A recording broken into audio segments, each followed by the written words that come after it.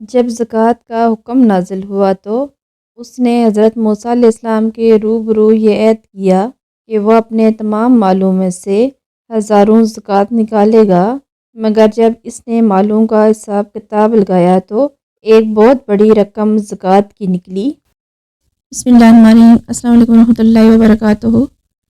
ناظرین، میری آج کی ویڈیو قارون کے بارے میں ہے، جو انتہائی دولت مند انسان تھا۔ قارون حضرت موسیٰ علیہ السلام کے چچا یسر کا بیٹا تھا۔ بہت ہی خوبصورت آدمی تھا، اس لیے لوگ اس کے حسن و جمال سے متاثر ہو کر اس کو منور کہا کرتے تھے۔ اس کے ساتھ ساتھ اس میں یہ کمال بھی تھا کہ وہ بنی اسرائیل میں تورات کا بہت بڑا عالم تھا اور بہت ملن ساز اور بااخلاق انسان تھا۔ لوگ اس کا بہت ہی ادب و احترام کرتے تھے، لیکن بے شمار دولت اس کے ہاتھ آتے ہی حضرت موسیٰ علیہ السلام کا دشمن بن گیا اور اعلیٰ درجے کا متکبر اور مغرور ہو گیا۔ اللہ پاک نے قارون کو اتنے خزانے عطا فرمائے تھے کہ ان کی خزانوں کی چابیاں اٹھانا ایک طاقتور جماعت پر باری تھا۔ لوگ اس کے خزانے کی چابیاں اٹھا کر تھک جایا کرتے تھے۔ جب قارون سفر پر نکلتا تو اس کے خزانوں کی چابیاں خچروں پر رکھی جاتی تھیں۔ جب زکوٰۃ کا حکم نازل ہوا تو اس نے حضرت موسیٰ علیہ السلام کے روبرو یہ عہد کیا کہ وہ اپنے تمام مالوں سے ہزاروں زکوٰۃ نکالے گا، مگر جب اس نے مالوں کا حساب کتاب کیا تو ایک بہت بڑی رقم زکوٰۃ کی نکلی۔ یہ دیکھ کر اس پر ایک دم ہرس اور بخل کا بھوت سوار ہو گیا اور نہ صرف زکوٰۃ کا منکر ہو گیا بلکہ عام طور پر بنی اسرائیل کو بہکانے لگا کہ حضرت موسیٰ علیہ السلام اس بہانے تمہارے مالوں کو لینا چاہتے ہیں، یہاں تک کہ حضرت موسیٰ علیہ السلام سے لوگوں کو دور کرنے کے لیے اس خبیث نے یہ گندی اور گھناؤنی چال چلی کہ ایک عورت کو بہت زیادہ مال و دولت دے کر آمادہ کر لیا کہ وہ آپ پر بدکاری کا الزام لگائے۔ حضرت موسیٰ علیہ السلام جب وعظ و نصیحت کے لیے لوگوں کے درمیان تشریف لائے تو قارون نے آپ سے کہا کہ فلاں عورت سے آپ نے بدکاری کی ہے۔ حضرت موسیٰ علیہ السلام نے فرمایا کہ اس عورت کو میرے سامنے لاؤ۔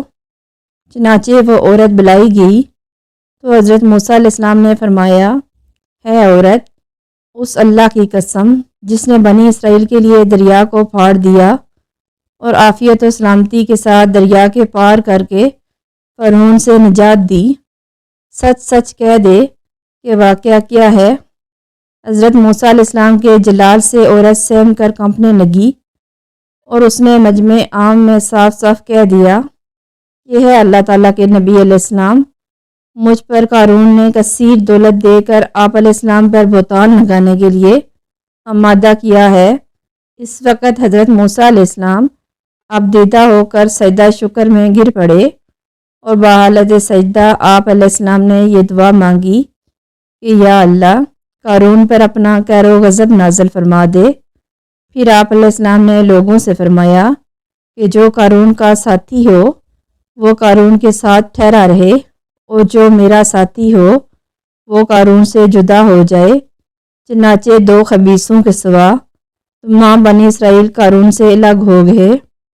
پھر حضرت موسیٰ علیہ السلام نے زمین کو حکم دیا کہ ہے زمین، تو اس کو پکڑ لے، تو قارون ایک دم گھٹنوں تک زمین میں دھنس گیا اور پھر آپ علیہ السلام نے دوبارہ زمین سے یہی فرمایا تو وہ کمر تک زمین میں دھنس گیا۔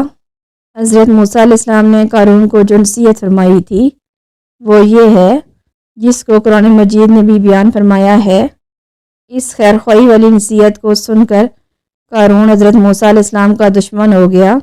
غور کیجئے کہ کتنی مخلصانہ اور کس قدر پیاری نصیحت ہے جو حضرت موسیٰ علیہ السلام کے ساتھ ساتھ ساری قوم نے قارون کو سنائی کہ جو مال تجھے اللہ تعالیٰ نے دیا ہے اس سے آخرت کا گھر طلب کر اور دنیا میں اپنا حصہ نہ بھول اور احسان کر جیسا کہ اللہ نے تجھ پر احسان کیا ہے، اور زمین میں فساد نہ کر، بے شک اللہ تعالیٰ فسادیوں کو پسند نہیں کرتا۔ قارون نے اپنے مال کے گھمنڈ میں اس مخلصانہ نصیحت کو ٹھکرا دیا اور خوب بند سور کر تکبر و غرور سے اتراتا ہوا قوم کے سامنے آیا ناظرین اکرام، اگر اللہ تعالیٰ مال و دولت عطا فرمائے تو اس فرض کو لازم جانیے کہ اپنے مال کی زکوٰۃ ادا کرتے رہیں اور ہرگز اپنے مال و دولت پر غرور اور گمنڈ کر کے نہ اترائیں، کیونکہ اللہ تعالیٰ ہی دولت دیتا ہے اور جب وہ چاہتا ہے پل بھر میں دولت چھین بھی لیتا ہے۔ تکبر اللہ تعالیٰ کو سخت ناپسند ہے۔ جو دولت و منصب کی وجہ سے نافرمانی کرتا ہے اس کا انجام دنیا اور آخرت میں ذلت اور رسوائی ہی ہوتا ہے۔